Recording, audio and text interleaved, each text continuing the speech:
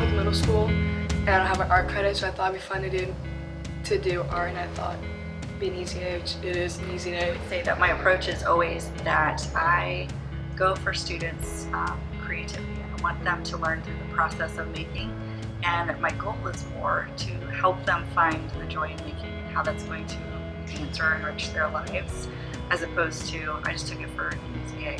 The grade for me is very secondary because students will choose to work or not, and my job as a teacher is to really create lessons that are going to motivate them to want to create and to enjoy the process. I do think that with my plans, it impacts it because I want it to still be meaningful. So I know that not everybody is going to major in English, and not everybody cares to read classic literature and all of the things that go along with English, but I still want to make sure that I can find meaning in what it is that I'm presenting to them, so that way they still find purpose in the class.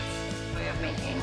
So a lot of times what I hear from students is, this is the best part of my day because I get to come in here and I get to leave everything else out the door, and I just put my hands on the clay and I get to make and enjoy the experience of being creative and working with my hands, which is positive. I think that everybody should be able to have the chance to succeed, and I don't think anybody should be mad at anybody else for not wanting to give all of their time and effort into a class that they're not as passionate about as you, because everybody has different passions and interests, so you can't have everybody being the same level of whatever. So. I don't necessarily feel like too terribly much does it impact my relationship. I think that relationship building is just a part of being a teacher, so whether a kid's passionate about English or not passionate about English, I think that I still try to see them as people, because I know that not everybody cares about English. So. Right. While they're in there to learn skills,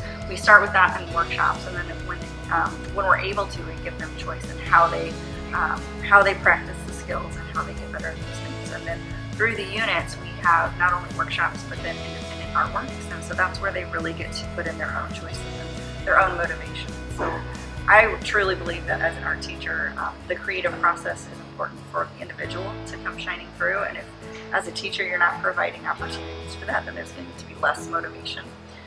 So I always want there to be a point where they can take the skills that they've practiced and then use them in a way that they see their voice coming through. It's supposed to be teaching you how to do something, so if you're worried about not knowing where to go, I feel like something that's an intro to lit or intro to engineering or intro to art, all of those are very good starting points and very good aids, as long as it's something that you're at least a little bit interested in.